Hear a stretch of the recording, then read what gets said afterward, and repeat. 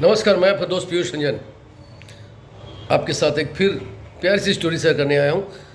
बात करते हैं कि एक बार एक राजा था, जंगल में शिकार खेलने गया और शिकार खेलते खेलते शाम हो गई और वो प्यास से काफ़ी व्याकुल हो गया। तो उसने देखा कि आसपास तो कोई सुनसान बियाबान जंगल में दिखने जाता। देखा एक दूर एक लकड़हारा लकड़ियाँ काट रहा था।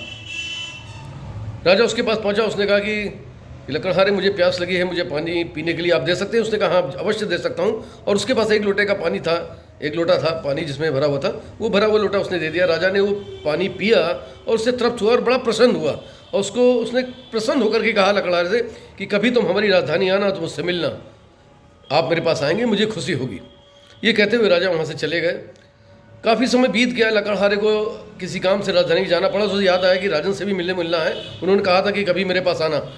वो राजा के पास जाता है, राजा से याद दिलाता है कि मैं वही लकड़हारा हूँ जिसने जंगल में आपको पानी दिया था। तो राजन पहचान जाते हैं और उसे बड़े प्रेम से आदरपूर्वक अपने पास बैठाते हैं और उससे कहते हैं बताओ और कैसे क्या हो रहा है। उन्होंने कहा सब राजन जैसा ये स्थितियाँ थी वही स्थितियाँ हैं, जी रहा हूँ। तो राजन ने मन में सोचा कि इसका कैसे भला किया जाए। बहुत विचार करने के बाद उनके मन में आया कि चलो ठीक है, तुमको एक मैं चंदन का बाग भेंट करता हूँ। और राजा ने उसे एक चंदन का बाग भेंट किया। वो मन ही मन लकड़हारा बड़ा प्रसन्न हुआ और आते समय उसने सोचा कि अब तो चंदन का बाग आ गया, इसकी लकड़ियाँ होंगी, उससे मुझे धन पैदा होगा और इनकम करके मैं पूरा जीवन आराम से व्यतीत कर सकता हूँ। कुछ दिन बीतते चले गए। काफ़ी दिन बाद राजा को लगा कि जा कर के जरा उस लकड़हारे जो जिसको मैंने चंदन का बाग दिया हुआ था, जाकर उससे एक बार मिल करते हूँ। राजा जब जाते हैं तो बाग के कुछ नज़दीक पहुँचते हैं, देखते हैं कि बाग से धुआं निकल रहा होता है। धुआं देख करके राजा ने एकदम आश्चर्यचकित हो जाते हैं। नज़दीक पहुँचते हैं, देखते हैं कि चंदन की लकड़ियाँ कुछ जल रही होती हैं। राजा बड़ा विस्मित होते हैं, आश्चर्यचकित होते हैं। उससे कहते हैं हे, ये क्या किया तूने? तो उसने कहा राजन आइए, पधारिए, आपका बहुत बहुत शुक्रगुजार हूँ, आभार है कि आपने मुझे चंदन का बाग दिया था। इसकी लकड़ियों का जला के मैं कोयला बना के बाजार में बेच के अपना जीवन यापन कर रहा था और बहुत आराम से मेरी ज़िंदगी चल रही थी। लेकिन अब पेड़ बहुत कम बचे हैं। अगर आप मुझे एक बाग गरौड़ दे देंगे तो बाकी का जीवन भी मेरा आराम से सुगमता से कट जाएगा। राजन को बड़ा दुख भी हुआ, आश्चर्य भी हुआ। तो उसने कहा अच्छा एक काम कर कि तू ही लकड़ी का कोयला बनाता है, इसकी कोयला बनाने के बजाय एक लकड़ी का टुकड़ा काटा और कहा कि इसको जाके बाजार में बेच के आ। उसने कहा अच्छा। वो गया बाजार में बेचने के लिए। तो उसके वो जो चंदन जो कोयला बना रहा था उससे कई गुना कीमत में वो लकड़ी का टुकड़ा बिका। जब वो कई गुना कीमत में लकड़ी का टुकड़ा बिकता है तो वो जोर जोर से रोना शुरू करता है और रोता हुआ आता है अपने बाग में वापस।